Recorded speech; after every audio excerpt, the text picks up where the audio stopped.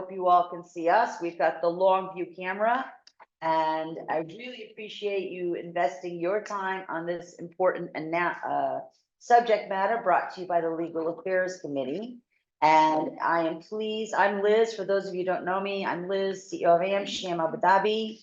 Pleasure to be with you this morning. Grab a cup of coffee, pen and paper, as I introduce the chair of the Legal Affairs Committee and our board treasurer, Mr. Murtaza Khan, who will introduce today's subject, Emiratization developments and best practices. Welcome, Mr. Khan. Thank you, Liz, board secretary, not treasurer. Pardon me. No problem. Not enough coffee, Mr. Secretary. Good morning. My name is Murtaza Ali Khan, as Liz introduced me.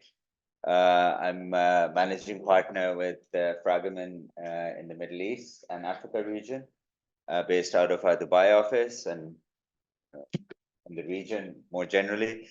As Liz mentioned, I'm also a board member of the American Chamber of Abu Dhabi and heading up the Legal Affairs Committee. So the Legal Affairs Committee has obviously been a very active committee. I've been privileged to work with a number of leading legal professionals. And we've put out some really great content over the years. And specifically on the topic of Emiratization. We, in fact, when the regulations came out in mid or early 2022, we were amongst the first to set up thought leadership sessions. We had multiple sessions, in-person webinars in 22 in the lead up to the implementation at the beginning of 2023. And of course, with all the evolving changes to the regulatory landscape, but importantly, practice. I do believe that regulations are now, generally quite clear and understood, although we will cover some of that today. But what is really important is to, share practices. Obviously, Emiratization is an important agenda item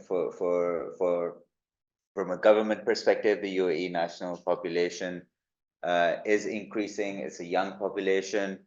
There's lots of qualified young Emirati graduates coming onto the workforce, and that's an important aspect of the sustainability of the local national economy.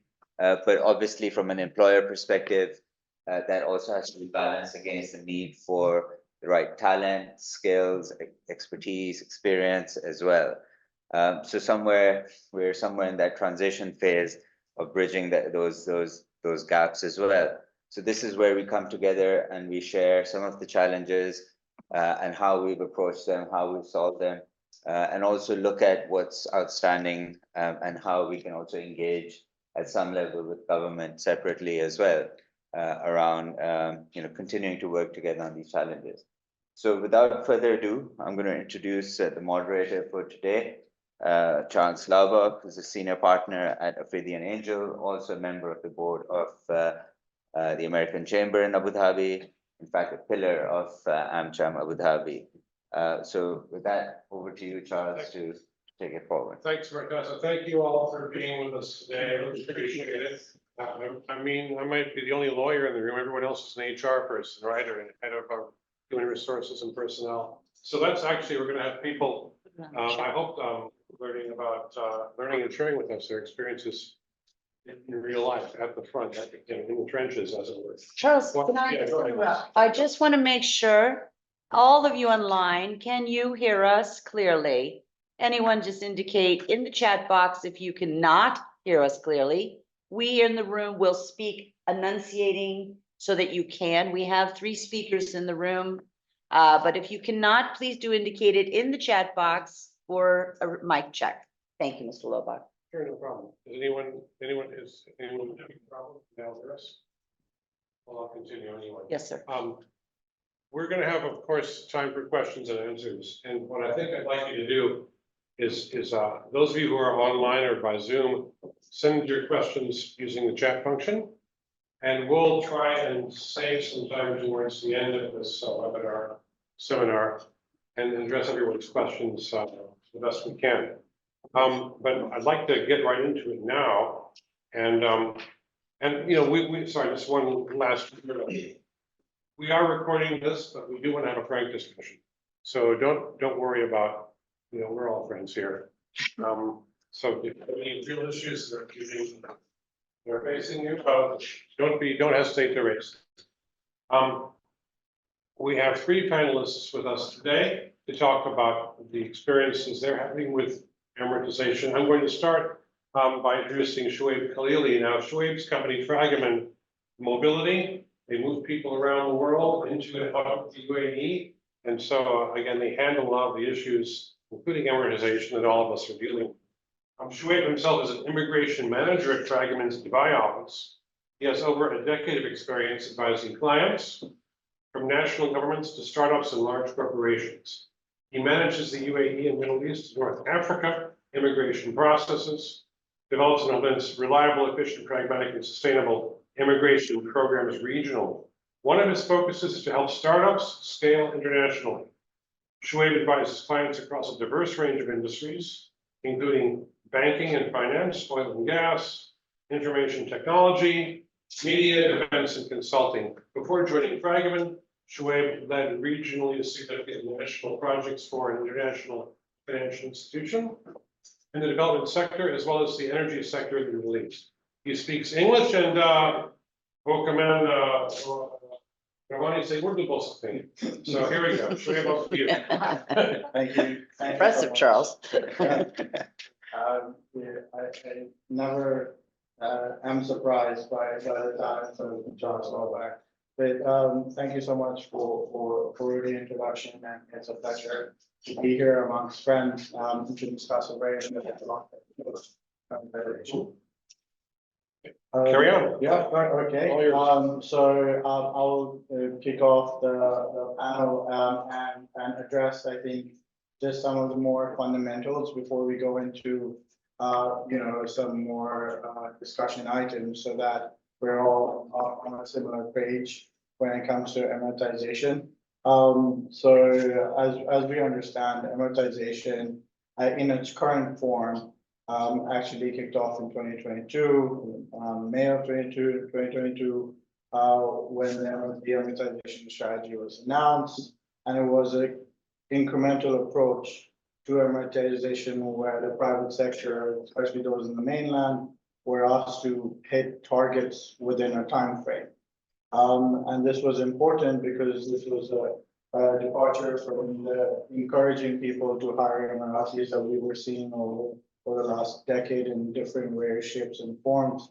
And so far, it has been a resounding success for the objective of hiring more Emiratis into the private sector. And of course, this has come with the challenges that we're here to talk about and address.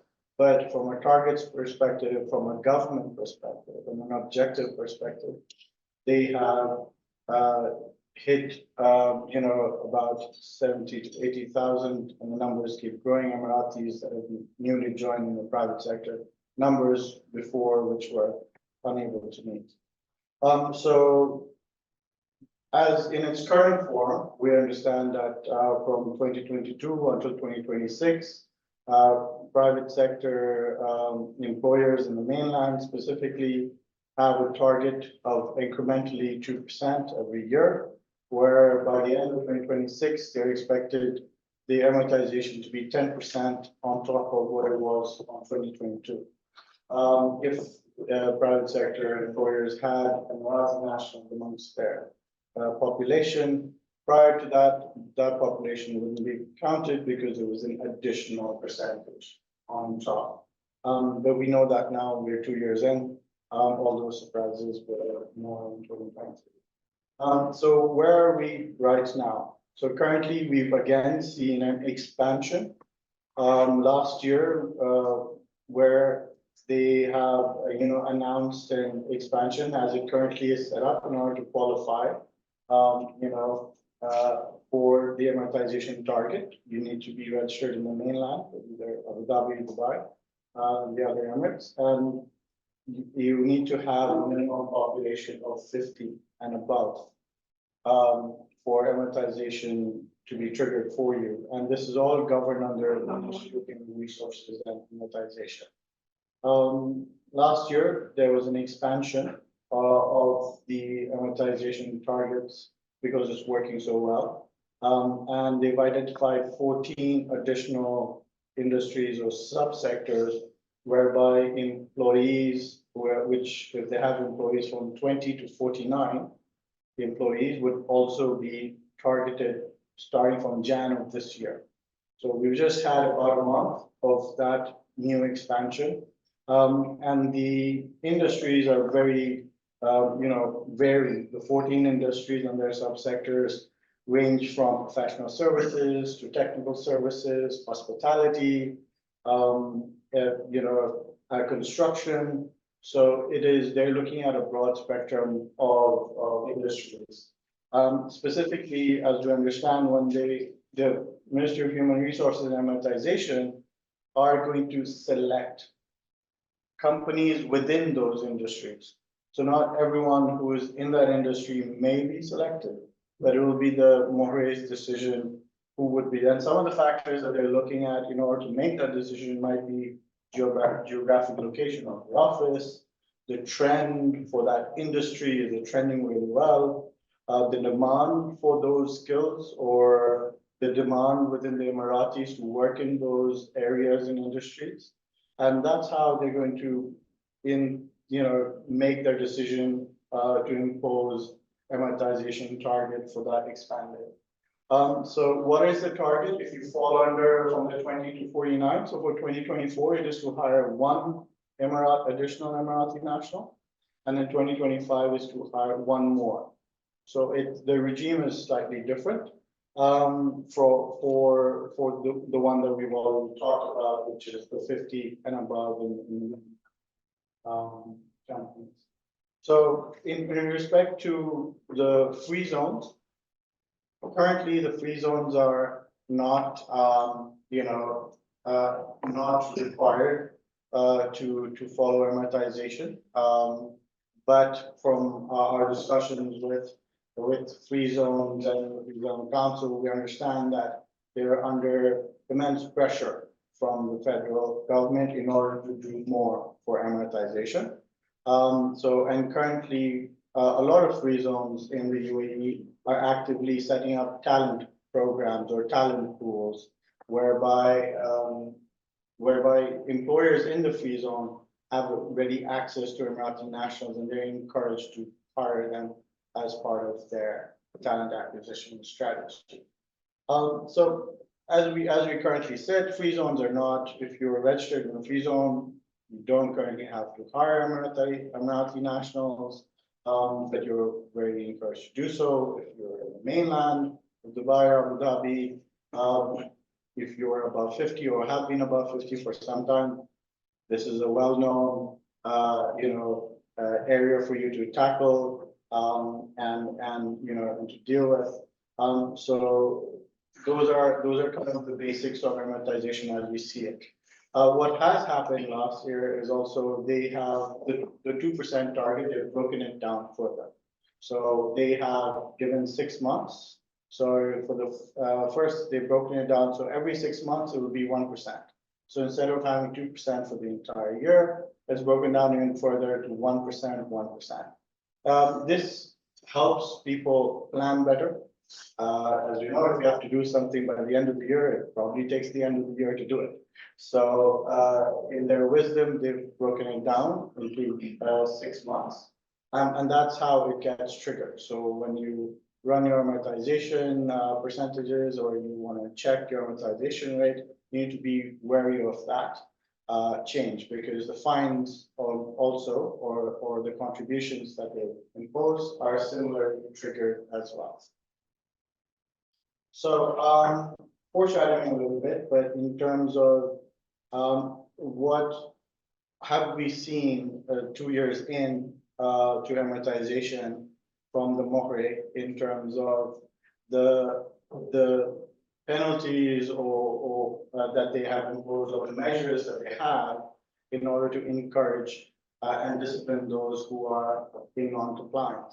So of course, they have, at their disposal, the financial measures, which is the financial contributions, which is, increasing every year. So it's currently at 96,000 for this year. If you miss the whole amortization target for the whole year, that is the amount you will have to pay. It is actually the total contribution. There's a formula. It is a monthly amount multiplied by the number of Emirati nationals that you didn't apply, but didn't hire, but should have, and that will give you your total contribution. So it can change. There are, of course, nuances. People are leaving the organization, so Emirati nationals are leaving the organization. You have about 2 months to replace them. If you don't replace them within the 2 months, then amortization and the target will also kick in. Most people are focused on the financial side of the penalties, but I would say what is even more deadly is the administrative, measures that the More can impose. If they find that, you're just sweeping it on the rug and not doing anything about amortization, the More has the power to lock your portal. So if you want to renew anyone from a work authorization perspective or hire new individuals, regardless of nationality, you won't be able to do that until you fix your amortization. And that is something that's even more powerful. Some organizations initially thought that they could treat it as a cost and just pay the fine. Unfortunately, that's never a strategy that, that we would encourage anyone to employ. We'd want to work with you to work through the problems. And today we're going to learn from some of our panelists exactly how we were able to achieve that and discuss some best practices. But in terms of the vast amount of fines, what we have is, so the Mowbray have acted against 441 private establishments that violated amortization since 2022. 436 establishments were fined for false amortization, whilst 5 establishments were fined for circumventing amortization targets. So not only not meeting them, but circumventing the targets and trying to change your employee population so that you don't have to actually meet. So what do we understand from amortization, and what the Ministry of Human Resources and Amortization has shown us in their actions over the last 2 years is that they mean business. They are here to impose this requirement. They will fine and they will impose administrative burdens. They are, want to be business friendly, but this is an area which they find people are able to meet the targets, and if people make the sufficient efforts. So with that in mind, I just wanted to, conclude on that point. Hopefully I've covered everything that you had asked to and set the stage for coming discussions, John. All right, do you have any questions, Leslie? Does that all make sense to you, or? No, I think that this was a very good insight. I believe many of the aspects, the changes that are coming in are the nuances that we all have to keep updated on. Every month, there will be something that we would hear as a change. So all these nuances, we as HR and we as leaders of the company would have to make sure that we are keeping track of, Yes. to make sure that we're not missing on anything. Because the one thing that I've seen has been changing is the fine amount.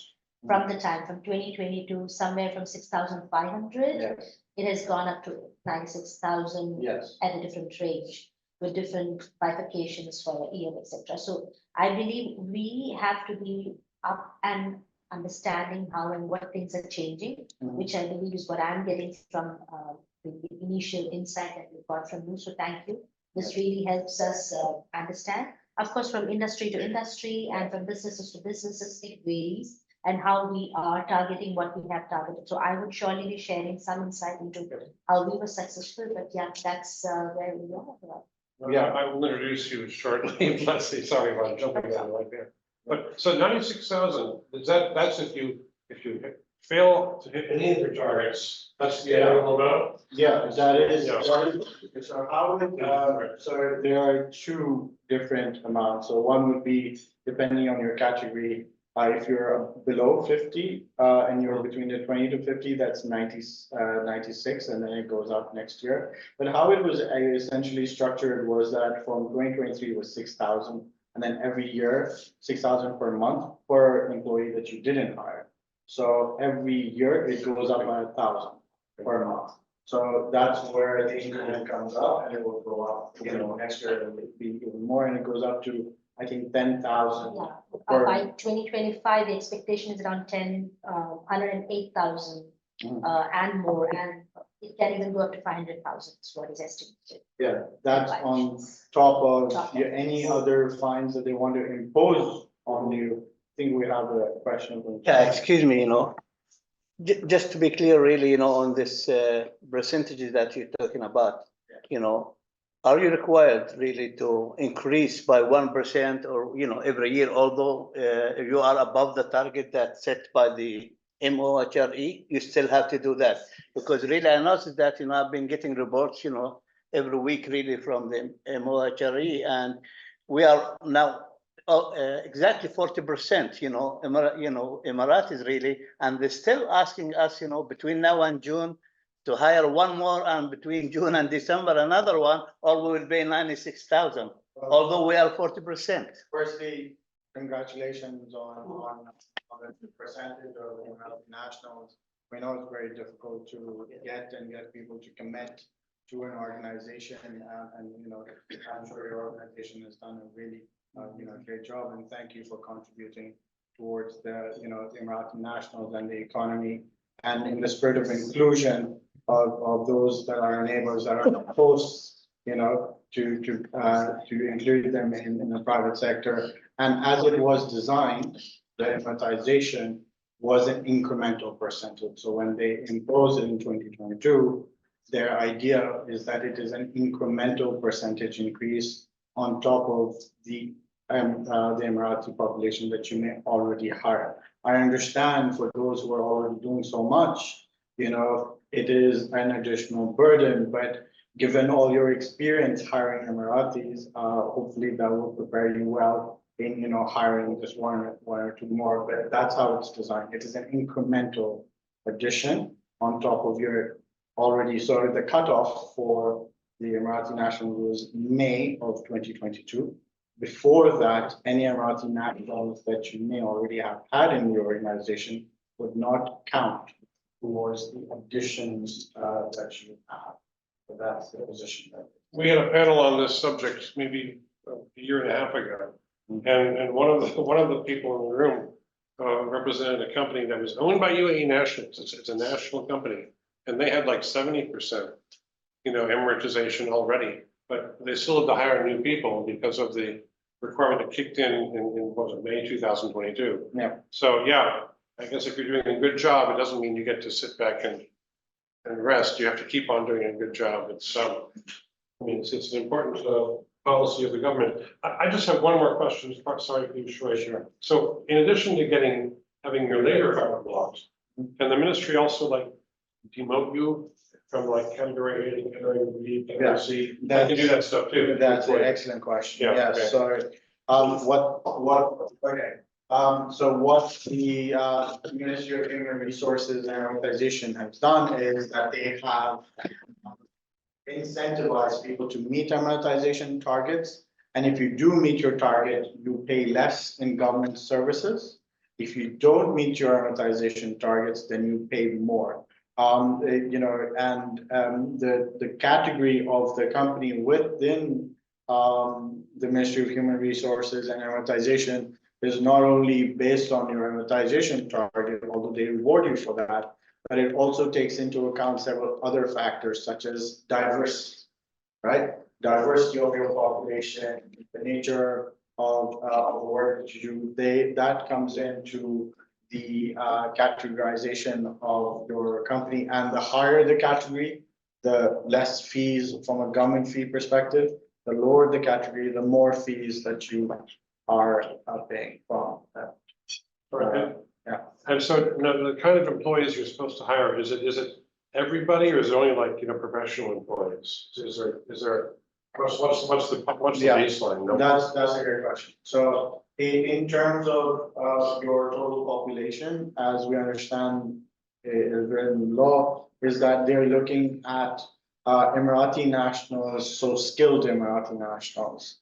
So if someone an Emirati national that you hire is in an unskilled position, then they won't count towards your Emiratization target. So you need to be careful of, the position that you hire Emiratis are in skilled job titles or skilled positions, as well as when they look at your target and, we'll try and circulate the links towards Emiratization.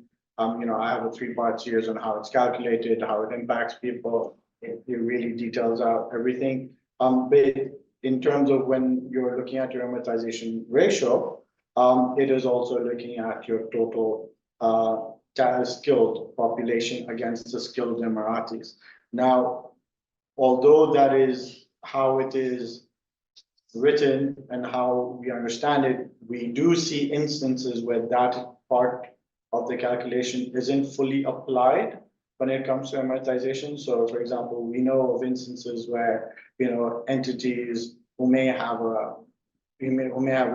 more of a population which is unskilled, still asked to meet the requirement from an amortization perspective. So but it's pretty straightforward once you understand it from a formula perspective. It's just, adding the relevant numbers. All right, thanks. I want to turn to Blessy and just answer this question. Can we Yeah. take it now? I mean, I didn't really want to take questions in the middle, but let's. What get would this you anyway. prefer? No, let's do it. Let's do All it now. right. This comes from our member Mark Bish, who says pension is due for other GCC nationals. I presume pension is end of service benefits. No, GIPSA, I think he means. Okay. It's for the nationals, yeah. Does employing other GCC nationals satisfy any of the amortization targets? And point 2, do any special purpose restrictions remain on the termination of UAE nationals versus others? Okay, so I will take that and I will try and lean on any audience members that might be here from a pensions perspective. So when it comes to hiring Emirati nationals, one of the questions that we get is that, everyone hears it's really difficult to fire Emirati nationals. And to be very clear, it is not difficult to fire Emirati nationals. You just have to document your process in an efficient way. And the MOHRE has additional steps to ensure that you have documented that process. For example, if an Emirati national is not performing like any other employee, have you given them warnings? Have you put them on PIP? Have you tried to adjust them somewhere else within your organization if your organization is large enough for that? And after all of those normal HR practices, then if you are parting ways for, then that is documented with MOHRE. There's a form that the MOHRE, gets the Emirati national to sign as a feedback to the Ministry of Human Resources about the reasons why they're leaving. And if they, once that is signed, it's pretty much, it goes through. There is this, I think, overhanging expectation that, that it might be difficult. It's just the process is there in order to protect both the employer as well as the employee because if HR processes and best practices are not followed, and you could open the employer up to claims by any employee if they're being, summarily dismissed from an organization without giving sufficient, warning or evidence and so forth. Regarding special provisions, that's not something that I would speak to on this forum. If there are special exceptions that industries or entities have secured within the MOHRE, despite, as part of either their establishment or whether that was for a few years of their establishment, that is something that they would have to check with the Ministry of Human Resources or their relevant government authority to ensure that they can still continue under that assumption with their industry. So we wouldn't assume that that is still going, because the federal authority is very keen on making sure that amortization applies to everybody. When it comes to pension, I noticed someone who works very closely from our team with pensions. Yeah. You want to Sure. Thank you, sir. So for Emiratization, they have to be UAE nationals. Like hiring more and more GCC nationals won't help. This is like the straightforward answer. It won't help meeting the amortization ratios because the requirements are so clear. They have to be UAE nationals. They have to be registered with pension authorities. They have to be registered with WBS. So unfortunately, not yet. Hiring more GCC nationals is not yet acceptable as an increase towards the amortization ratio. But looking at the localization tendencies that all GCC countries are going forward now, this is possibly might come up in the future. Like the more GCC you hire in any GCC country, it might add up to your amortization, or let's say GCC localization in future. But at the moment, that's not the case, unfortunately. But pensions, if you have a Bahraini national in your workforce, you pay that person's pension to the GIPSA here in UAE, right? We pay to their home country. Oh, I thought Yeah. it was done through GIPSA, no? They are registered with their local pension authorities, but any payments towards their contribution, it has to go to their home Okay. country. Yeah. Anyways, I think it's the pension payments are different. Let me turn to Blessy now, if we can do that, because we're gonna get off of our schedule. And if there are more questions, go ahead and if there are any more questions, please feel free to communicate them in the chat function. Okay, Blessy, I want to turn over to you. Blessy Martin is originally from India, but she's been living in the UAE now for 9 years with her husband and her 8-year-old daughter. She has worked with some corporates from different industries like information technology, banking, defense, and the consulting industries. She completed her master's and bachelor's in human resources and commerce from India, and then became an HR professional because of her fondness for connecting with people. Okay.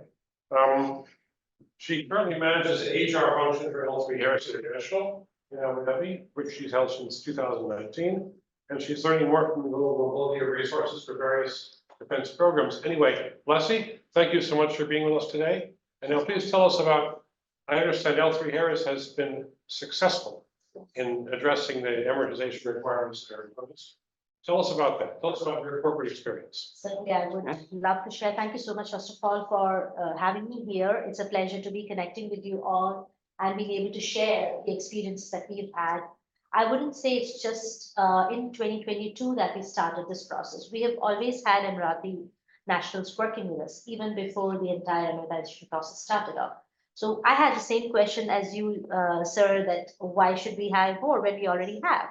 But that's when I got into the understanding that that's not what they're looking at. It's more into adding in resources like we see. They are looking at around 75,000 more people to be hired in the next coming 5 years in UAE. And we are talking about Emiratis alone, skilled labor specifically. So keeping that in mind, when this new rule came in, we had to plan because L3 Harris, we being a defense company, we work on programs. We have to be assigned programs. We have to have business running in here for us to be doing hiring.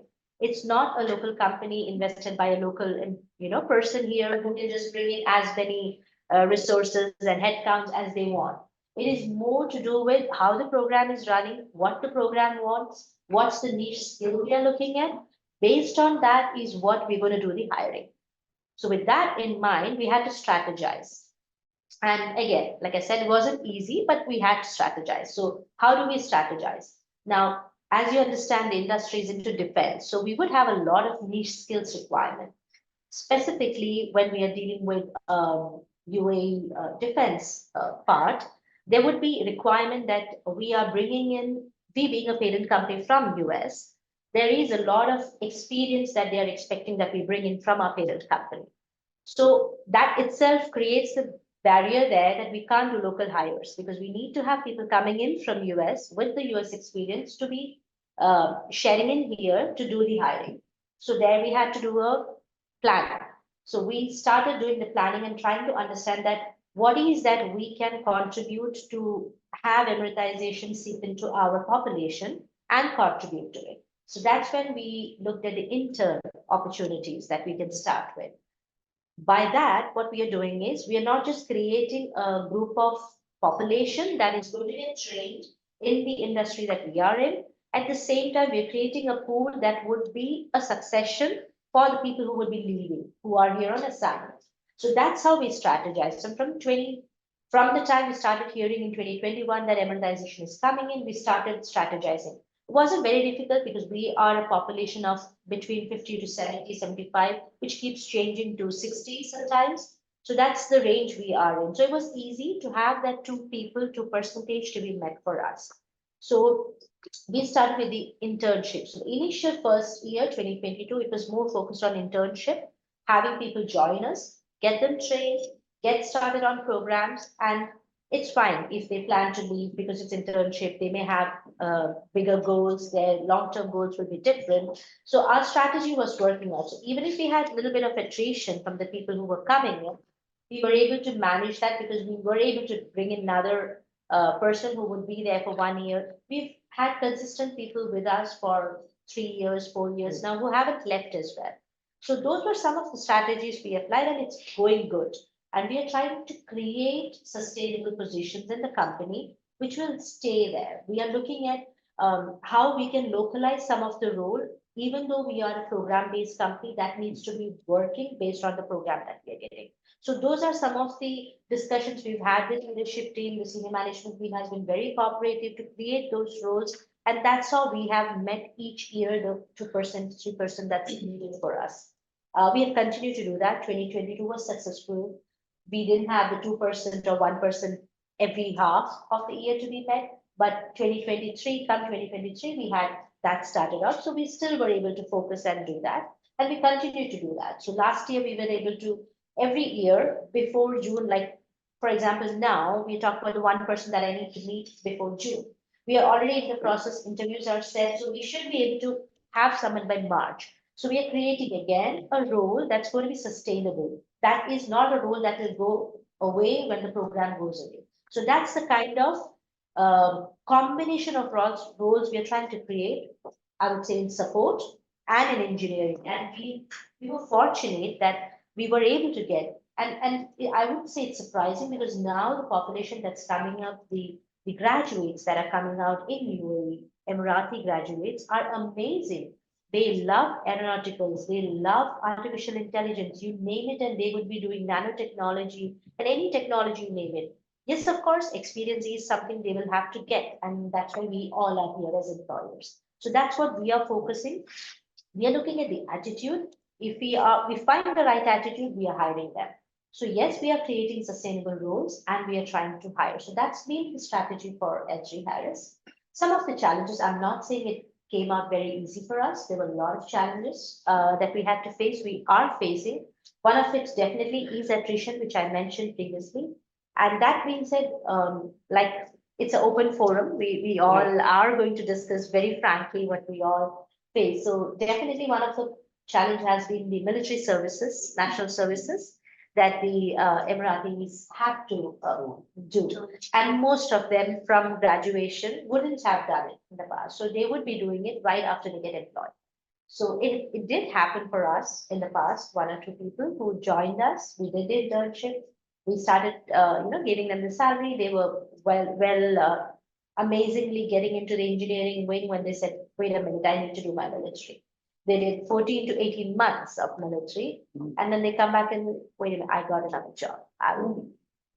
So, that's when it comes in again when we have to do the hiring. So we are not just talking about the 2%. Now we have to rehire that person as well, or that position as well. So that definitely has been a big challenge. So anything in that area, if Maureen can help us, that if someone is going for national service, how is that a company can make sure if attrition happens, that's not something, yes, it's not affecting us, our percentage. That's one challenge, and definitely one of the things that we were discussing yesterday is umbrella of companies. So our parent company is in US. We do have different companies in different trade licenses, but we are not considered as one company, right? So that's another challenge. We already have a JV company, Harris Atlas, which has 100% Emiratization, but that would not be considered part of L3 Harris because that's a JV company, right? Even though that's part of a sister concern, we are associated. So that has been another challenge that we are talking about.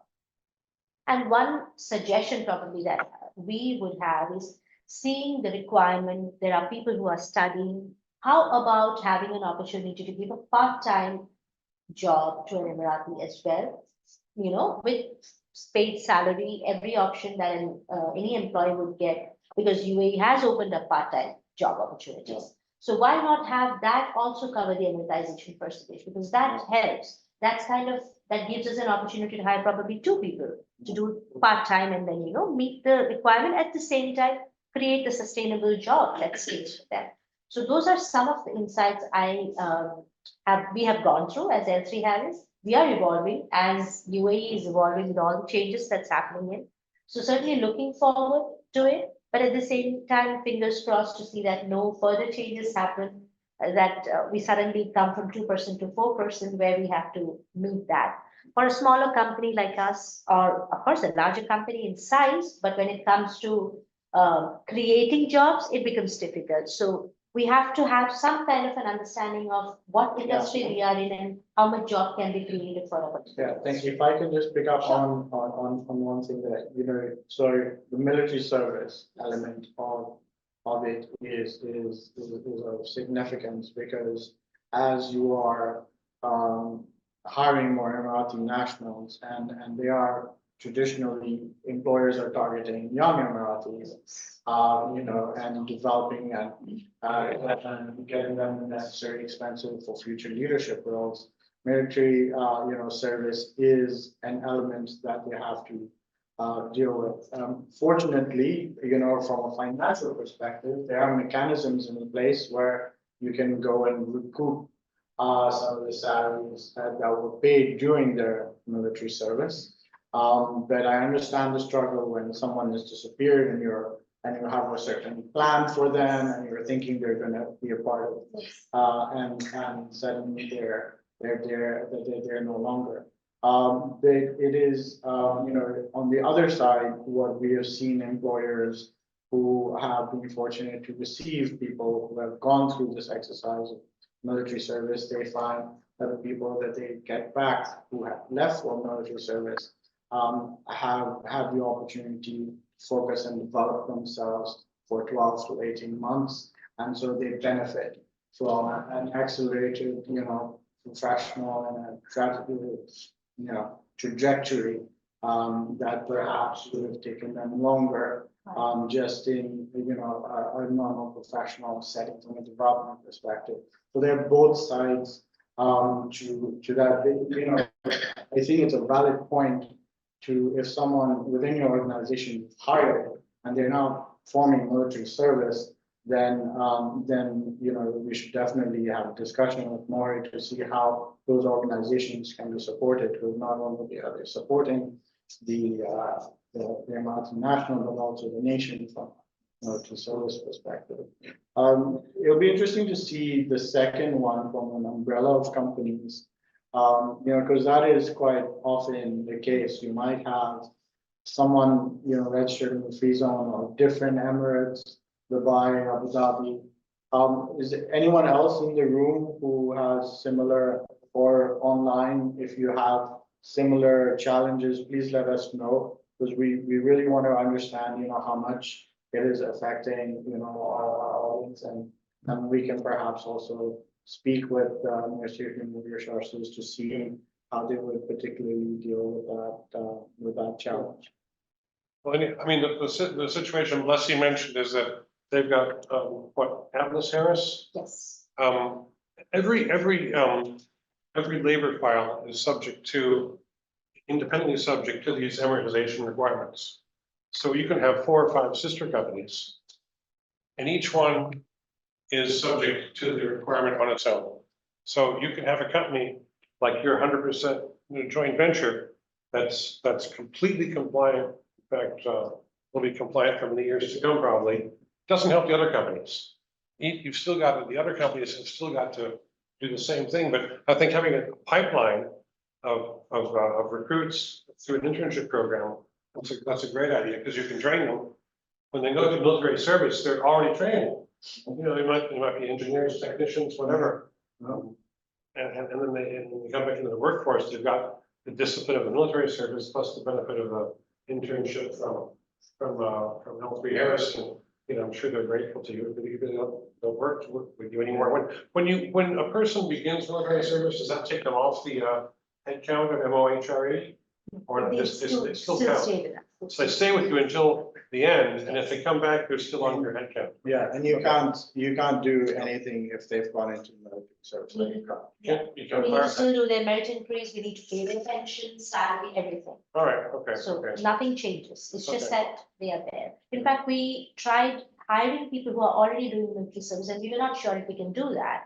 And we went ahead, checked with Maury, and they said, like, you are more than welcome to hire people who are already in military service. So that's another option we thought would help us to avoid this attrition issue that we are having. So that's also one of the consideration we are having.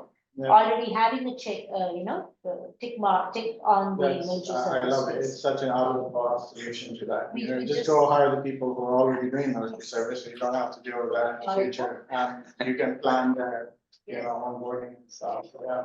So that's a good concept. Yeah, Probably that will be one of the first hire we are having this year who's already in military service and he's interested. We have already interviewed and he's interested. to There are join. no such thing as challenges, only solutions that you have to follow. do you find that attrition Just- for nationals and non-nationals is similar, or are they all over the place, or is it? I would say it's similar depending upon, because there are so many opportunities. Now the market is tapping the UAE talent. So they have more opportunity that they are looking at. So it wasn't a challenge previously, but now we are seeing that as a challenge that UAE nationals also would come in the same category of attrition as any other nationality. So yes, it is same, I would say now. Right, we have a question, let's take a question and then go to Mohammed, but okay, go ahead, yeah. Yeah, thank you. Thank you for sharing, your experience, from L3. Actually, our challenge probably will be different, as we cannot probably create more jobs really to meet this kind of criteria of Emiratization, but we do really hire a lot of interns. So if we really, process, work permit, temporary work permit, let's assume, for interns for 3 months, 2 months, 4 months, will that be considered part of the Emiratization or will not count, As it currently stands so it's very interesting.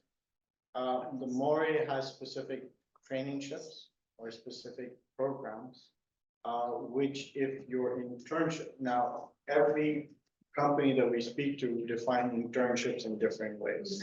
Some people think they have a 2-year program and they call it internship, right? It's not really an internship, it's more like a traineeship, right? What the Mori wants is for your internship to lead up to an actual job offer and for it to be significant. So if it is a few weeks or a few months, typically they don't recognize it towards your internship. However, we have seen that they are more open to, if you have a specific program that you want to make, and you want to target school leavers or university students, specifically within a program, they will be open towards trying to see how they can work with you towards making a program so that it works towards, people who are still in university on a part-time basis or depending on where they are, because they understand the constraints. But as a program, as off the bat, if you wanted to go and hire an intern for a few months, it won't count towards your amortization target. Thank you. I'd like to involve our other panelists now. Yep. Mohammed is joining us by Zoom, and let me say a few words about Mohammed Al-Zaraoni from Citibank. He's the head of, country head of HR at Citibank and head of Emiratization at Citibank. He's a seasoned HR professional with a bachelor's in expertise in C-suite stakeholder management, HR transformation and HR centers of excellence. He has multiple industry HR experience locally, internationally, with Dubai Ports, Pepsi, Cleveland Clinic, Etihad Airways, Dubai Airports, and Citibank. And outside of work, he's the father of, he says, 2 crazy boys, okay? It's obviously include playing football, I guess you mean soccer, playing music and staying fit and healthy. And Mohammed, share us with us the successes that Citibank has had in dealing with the Emiratization program. Thanks so much for joining us. Yeah, my apologies for not being there. Got a bit of a mess on the way. Yeah, so I'm the head of HR for Citibank and Emiratization, and it's a very relevant topic at the moment, as you guys were just discussing. So just to start off with, in Citibank, we focus strategically on obviously the hiring, the retention, and development of all UAE nationals. We, as a bank, are regulated by the central bank, and they have very challenging and rigorous targets that we have to meet. I mean, for a good cause. And so during my explanation, I can run through exactly what we do for hiring, development, and retention. Yeah, I mean, Leslie talked to us about an internship program that her company has. And Yeah. they're using a pipeline to get them UAE nationals that they can then join. They train them, then they let them join the workforce, and then they've got people that are interested and also qualified. Do you have anything like, and I guess Citi has been operating under amortization requirements for quite a long time because the financial services sector was the first one to be, and you had a very high scores back in the early days. So tell me how, so you probably inherited a program of hiring nationals, right? Yeah, I mean, it's a tough market. We have about 58 banks going after the same targets, so we have to constantly change our strategy and make it more or enhance it to make it more attractive for nationals to join us. So yeah, we do on the hiring piece. We go around. We do a lot of different things. So first of all, for example, myself, I do a lot of pipelining and networking with senior executives all around. Even if we don't have roles, we pipeline them, we speak to them, we see what their interests and where they would fit in the bank. So at least we have a list when a vacancy becomes available. The second way we go about things is, of course, going around all, majority of the universities in the UAE to see whether the graduates are interested in banking, and also take, the talented individuals from there. And then we have the career fairs. We have the big one in Dubai every year. The one every September, where it is a big platform for us to hire nationals and integrate them into the business. So that's on the hiring piece. When it comes to programs, yes, we do have interns, and they're summer interns. We usually take those who are in their last year of university, and then post that. And we've had a lot of success stories where we've had interns and they've, turned out to be, a great success at the bank. And so that piece is already covered. And on the other most important thing is replacement hires, right? Any vacancies that we have, we earmark them for nationals that can come in at all levels. But do you find that there's a bigger problem with attrition among UAE nationals than other nationalities, or is it kind of the same? What's your experience there? It's very volatile when it comes to attrition and nationals. I would say that it's pretty much the same. Although in some months, I mean, if you speak about between December and maybe March, you see a lot of movement out, unfortunately. It's a time where other companies are hiring, and we do the same, right? We go out there and bring in nationals ourselves. So it's a bit volatile, but it's stable. It's stable across the two. So how did Citibank poach you from Dubai airports? It's a great question. I don't know why they did that, but no, I actually saw an opening for this role. They didn't actually poach me, so I saw an opening for this role, and I thought it fit my expertise, and I took a punt and applied, and they were quite quick and efficient at getting things over the line. All right, thanks. Shoaib, Lassie, any questions from Mohammed? Anybody else? with questions or comments for Yeah, Mohammed? I just want to ask, for those in the audience who are not in the financial industry, what is your percentages look like? Because I'm aware they're, higher on that than normal private sector, and, a little bit more perhaps about how you, actively trying and meet those higher percentages so that the audience, who are trying to meet their, quota, respective quotas can learn from.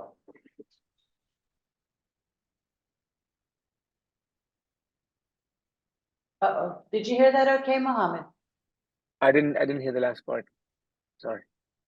Yeah, just, asking around your percentages, Oh. and how, so that others can, try and see, Sure. So got it. So with Citibank, for example, by 2026, we have to reach a 45% population, which that should be made up of nationals. We are currently at 26%, and we have 2 years to come up to 45, which, as you know, will be quite a challenge. And but we have to keep trying and find ways to integrate nationals into the bank. And this is the same challenge for all banks as well, especially the ones that are the big local banks and the big internationals. So there's constant dialogues on how we get there, how we hire them, how we groom them in-house to take bigger roles. So, but the challenge is there. It's a huge challenge. Yeah, just to follow up on a point that you made regarding leadership positions and Emiratis. Previously, we used to get a lot of questions regarding, culturally, professionally, it's different. And those challenges and performance at those higher levels. From your experience, with your organization, with Emirati National and yourself being one, have you seen a shift in the mindset of the current young population, or just the one within your industry? Yeah, I think the mindset from the ones coming up now are really good. They really want to thrive and get the experience from an institution like Citibank. They work hard, but the challenge that comes after that is how do we, if Citi and if my team, for example, don't act and keep them engaged, they can be poached by other banks. So yes, the generation now are pretty solid and pretty well educated for a global bank like Citi. And then so we work a lot on how we can retain those individuals and those talented ones. Yeah. Thanks, Mohammed. Stay on the line, please. I'm gonna we have some questions that have come in, and some of them might be for you. So Sure. Stay with us, and who is first, Shorat? Anand is first? Okay, Anand, what is your question? Yeah, hi, good morning. Thanks for this opportunity. I think, first of all, I look after the group HR for a retail organization here, large group. And because we are a retail industry, we have a lot of stores in various locations, and we have multiple concepts. So most of the requirements that we have today are based out of stores. Largely we need someone with customer service background or a sales background, etc. Now these are jobs where 8-9 hours you got to probably sit in the store or stand and service the customers who come into our concepts, to our stores. My question is, how do we deal with absenteeism in my stores? I see a lot of unauthorized absence in the store, especially in these roles, which causes a little bit of concerns, not just with the overall performance of the store, but also within my other employees. they feel that there's a little bit of a discrimination where some employees are allowed this entitlement, if I may use, it kind of creates a little bit of disharmony within stores for us. And secondly, even if the solution is to say, pay them salary based on their existence in the store, I'm blocked with the WPS concept, where I'm not able to deduct more salary because I need to maintain certain percentage there.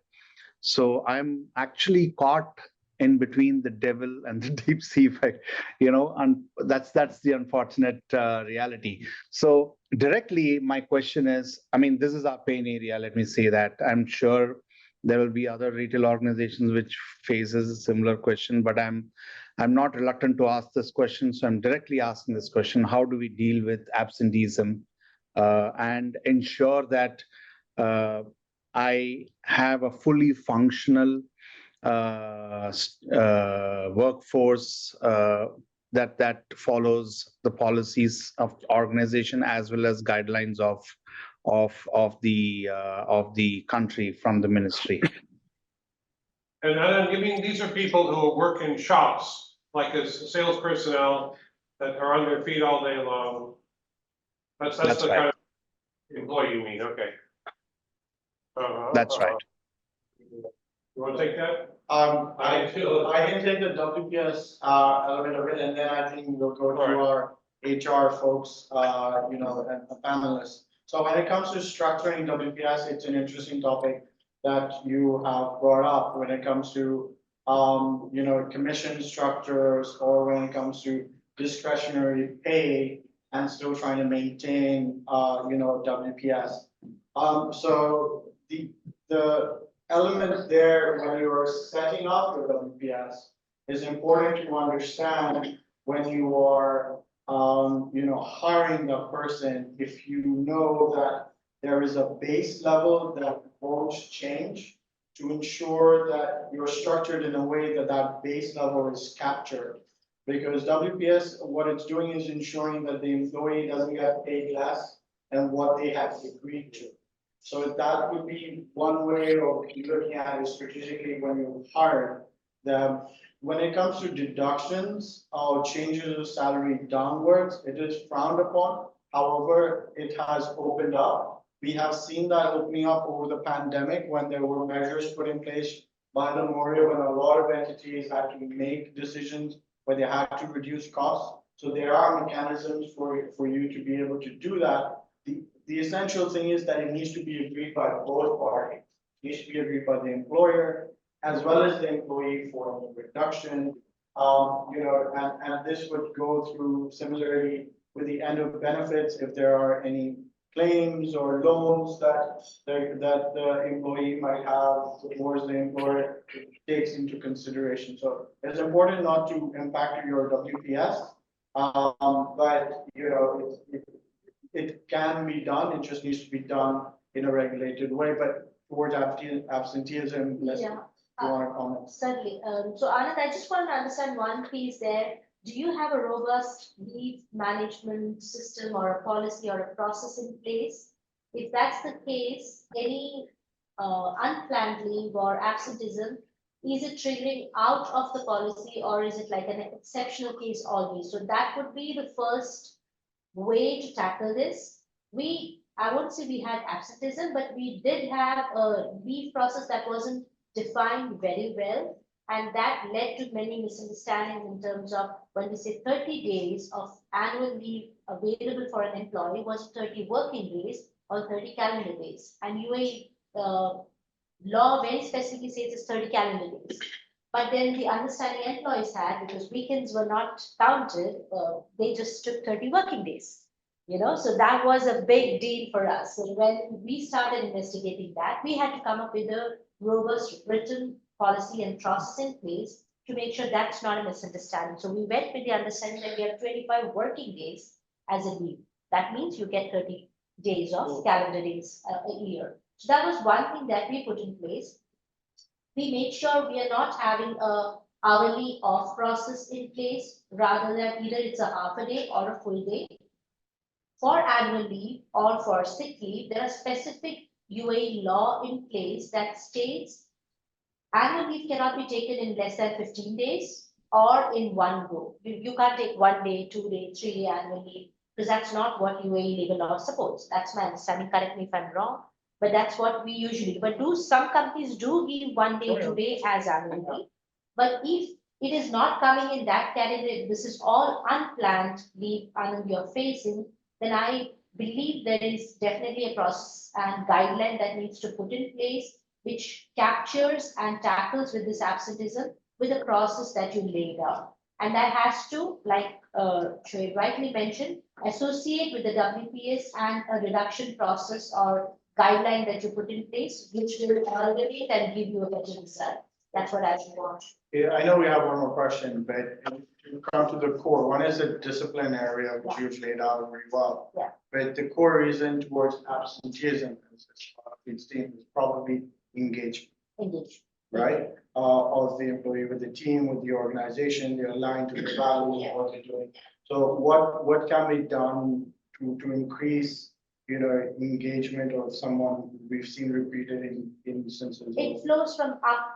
I would say it's from the manager that the responsibility. How accountable are you making your employee to make sure they are not having an unplanned leave, and if they are having, there is a correct authorization process that they are following. So it comes from up there. So yes, the management has to be strong enough to deal with these things, and how they are creating that motivation and engagement factor makes a big difference of when I wake up, do I want to come to work, or actually I feel like I'm not feeling good, I just decide not to go to work. Yeah. And that creates this absenteeism, right? So definitely there is, I'm thinking there is more to this absenteeism that's leading the reason behind this absenteeism. So I believe there is a bit more of research that would help you get to the root of the actual reason for absenteeism that can give you better results. That's what I would say. Yeah, thank you. Look, I don't want to take away all the time. Thanks for this. I really appreciate it. I do have some employees in this category who have, throughout last year, who have worked only like 220 days or 210 days. So the other 160 days have been recorded as absence. And yes, we do have all policies. We have handbooks. We have consequences mentioned in the handbook, and that's exactly what we follow for all the employees. So yeah, we have everything. Just that if you can probably drop a note to me or separately or something, how to deal with absenteeism with specific employees. It's not with all, but it is with specific UAE nationals. Thank you. Yeah. Let's turn to Maria's question, okay? We have that, or do you want to, you have the floor, Hi. Maria. Hi, good morning, everyone. I don't have a question per se, it's more of a comment actually. Thank you for organizing this talk. As an Emirati in the private sector, this is a very interesting take on this topic. It is slightly upsetting to see that, most of the people in the room or people in general see hiring Emirati nationals more of a burden rather than as an opportunity to hire local talent. And believe me, there are a lot of talent, whether fresh graduates or experienced individuals within their field.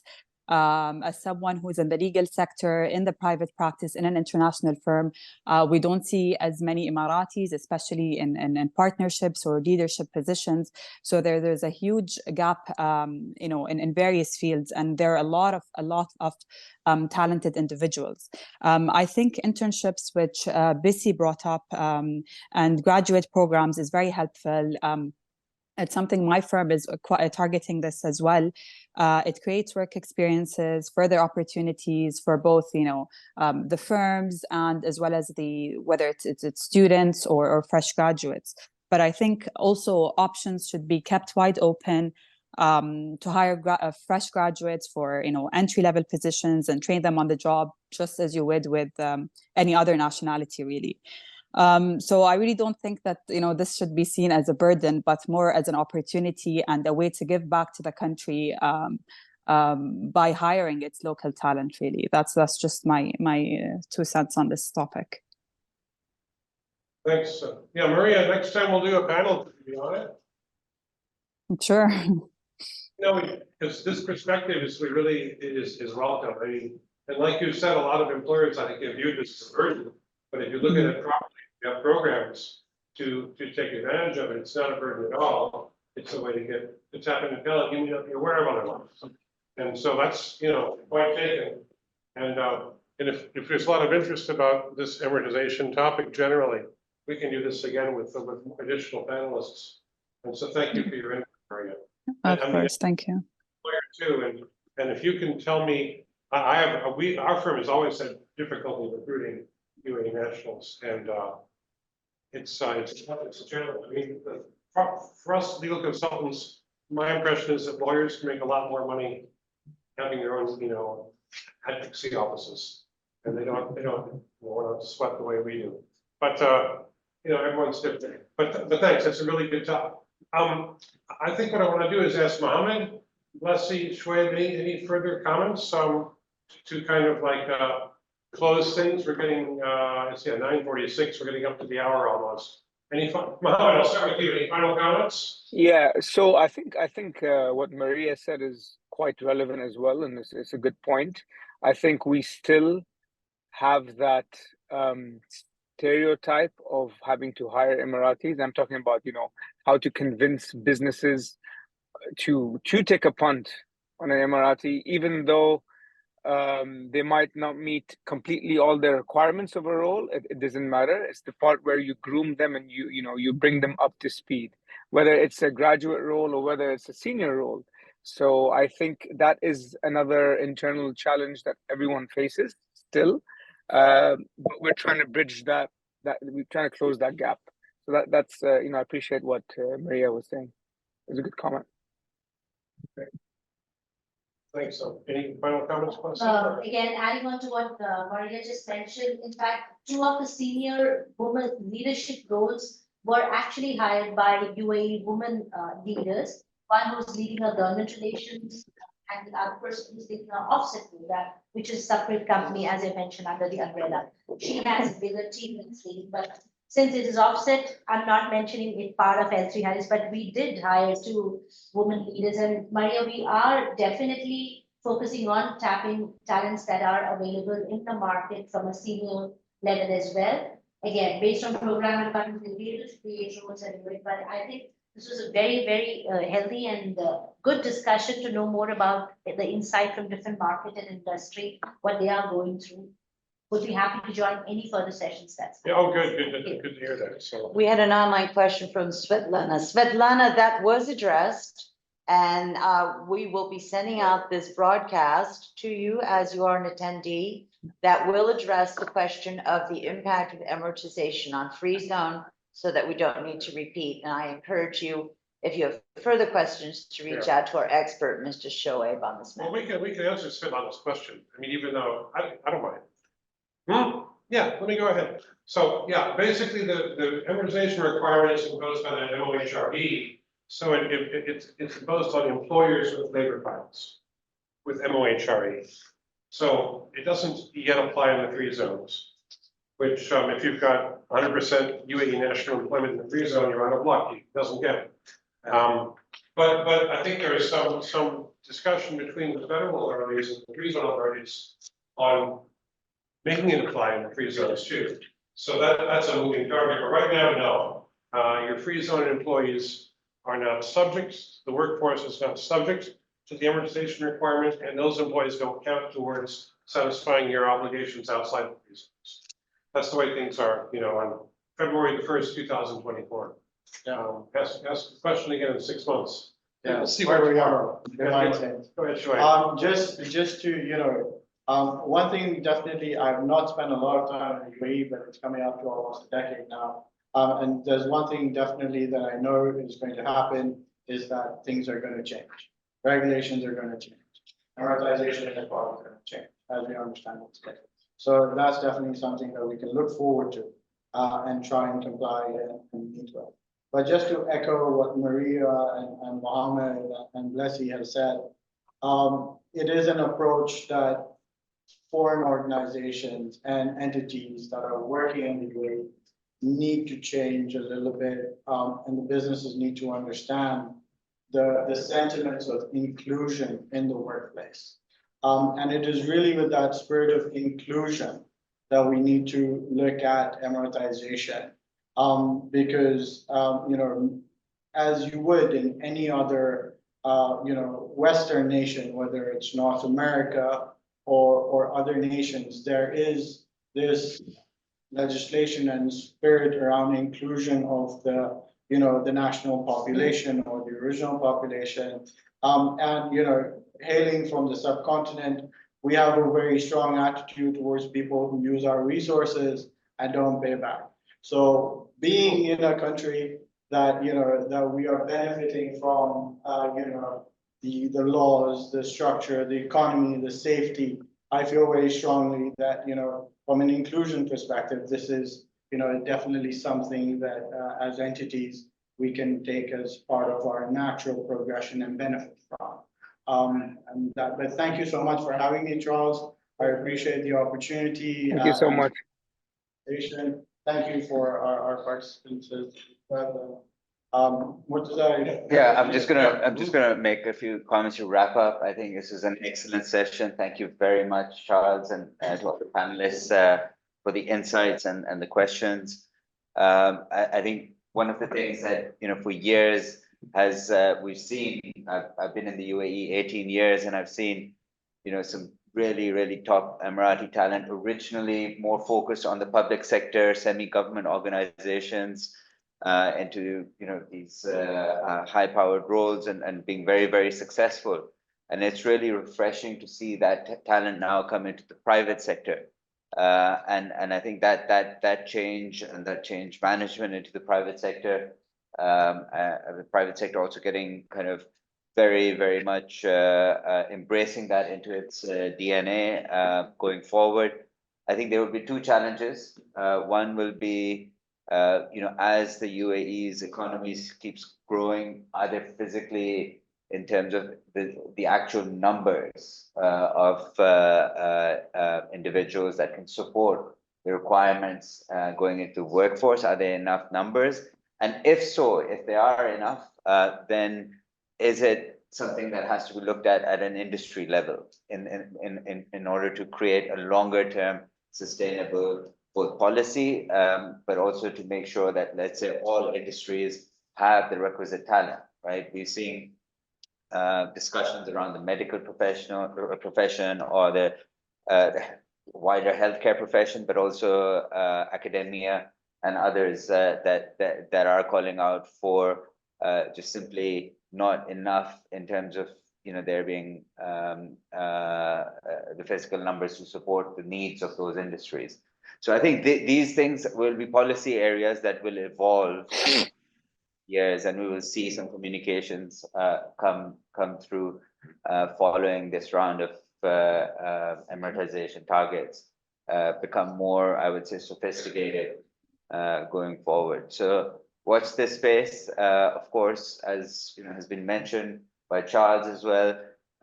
You know, we at the AmCham Legal Affairs Committee are here to also kind of make sure that we are providing the expertise, thought leadership, or advocacy where our members require it. So, you know, please feel free to reach out if you would like to engage on this topic or any other topic that, you know, impacts your ability or ease of doing business or legal concerns that you may have. So we would be very much happy to you know, to continue to provide content and support to all of our members. So thank you very much to everybody for participating. This concludes our broadcast. Thank you so much for joining, and make it a sparkling Falcon day. Thank you. Appreciate it Thank you. very much.